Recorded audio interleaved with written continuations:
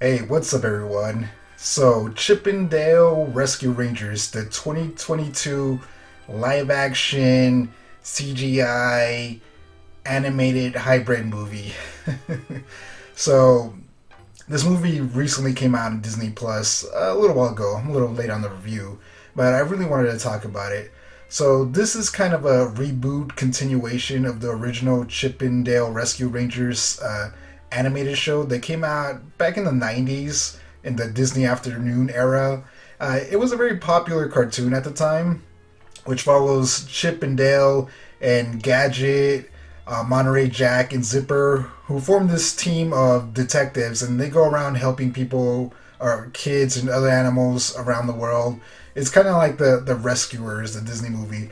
So this movie, like I said, it's kind of like a continuation reboot. It's a very interesting movie. So, like I said, it's a hybrid of animation and live action. And this story follows, of course, Chip and Dale, who are the main characters. This is of a world like Roger Rabbit, where cartoon characters are actors. So, Chip and Dale were young. They met in high school when they were young kids. I believe it was high school. When they were young kids. And they became very close because they were very lonely people. And as they grew up, they liked acting and everything like that. So they ended up creating Rescue Rangers. And when they got older, it was a very popular show when it got picked up and everything like that. But because of some dealings that Dale did, the show ends up getting canceled, and the entire cast and everything split up. And Chip and Dale don't really talk to each other. So this movie takes place several years later after the Chip and Dale show, where Dale's just going to conventions, trying to, keep up his star power. And Chip, did I say Dale? Dale is at the conventions, and Chip, he works as an insurance salesman, I believe. And they haven't talked to each other in a long time. But one night they get a call from their old friend Monterey Jack from the Rescue Rangers show. And he tells him he's in trouble because he got a bunch of bootleg cheese of this villain character named Sweet Pete. And, if he doesn't pay him back, they're going to get him. And so this kind of sets up the events of the show, because later on he does get captured. So the entire episode, or movie, I don't know, I keep calling it episode, it's a movie, not show. Anyway, so in the entire show, movie, again, not show, movie, they're trying to figure out where Monterey Jack and rescue him. So like I said, it's kind of like in the vein of Roger Rabbit. It's this mystery movie that takes place in this world where cartoon characters are real, but they're actors. One of the things I really like about this that they tries to differentiate, or so it's been a long time since Roger Rabbit came out. That movie came out in the 80s, I believe. And so this is a modern take, and animation has changed a lot. We have a lot of CG movies, barely any 2D movies. So one of the things that I liked that it did, that was interesting, was that there's some characters who can get, old cartoon characters who can get surgery to become CG characters. So you see a lot of CG characters throughout the movie, and characters that are meant to be 2D characters. And it's a lot of fun and interesting that it sets up the world like that.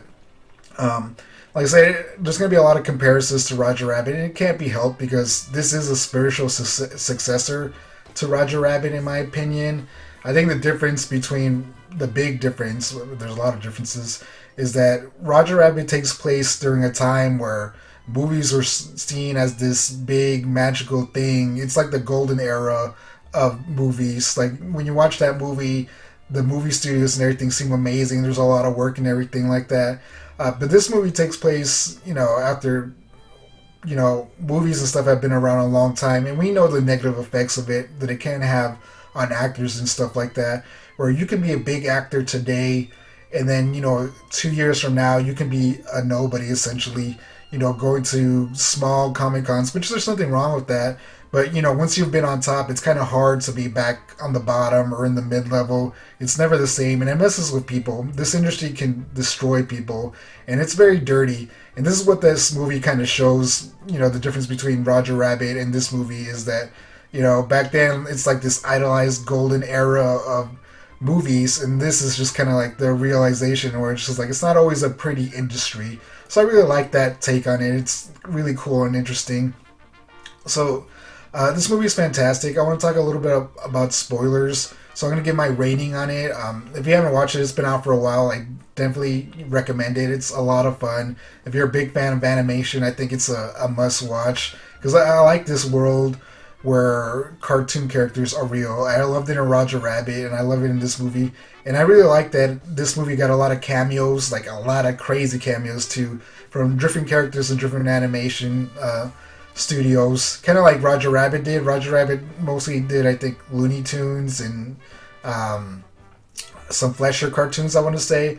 But this one, they go all out. You know, have surprise cameos from South Park, and all kinds of craziness and a bunch of awesome Easter eggs. So it's a lot of fun just watching through the movie and trying to pick those things out. Anyway, I give this movie an 8 out of 10. I recommend it, like I said. It's on Disney Plus. If you have it, go watch it. There's no reason not to.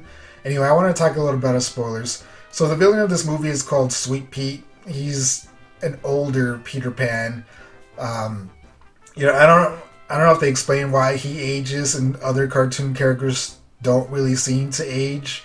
I guess it's because he left Neverland, which I guess it's a real place. I'm not really sure. Maybe I just didn't hear or internalize that. But either way, he's the villain. He's grown old, and you know he's bootlegging characters. So he's a crime boss, and every time someone fails to pay him or something, he'll kidnap them and essentially rework their DNA or shuffle them, redraw them, whatever it is, and turn them into like a bootleg version of a different character or a bootleg version of them, and then he'll make bootleg movies so he can sell around the world.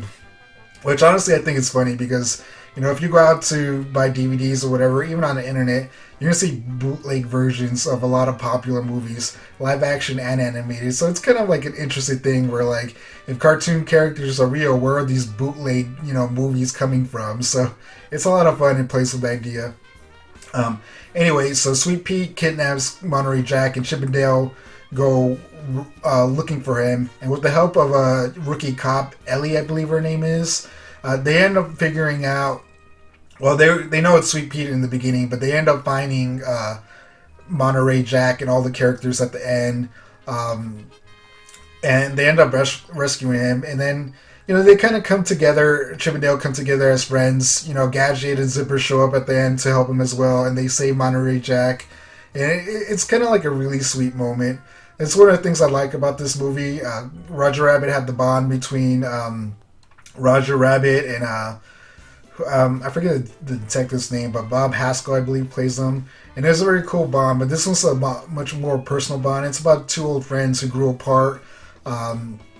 Dale didn't feel appreciated during Rescue Rangers because in this world, like, he was just a comic relief dope, and he kind of hated that.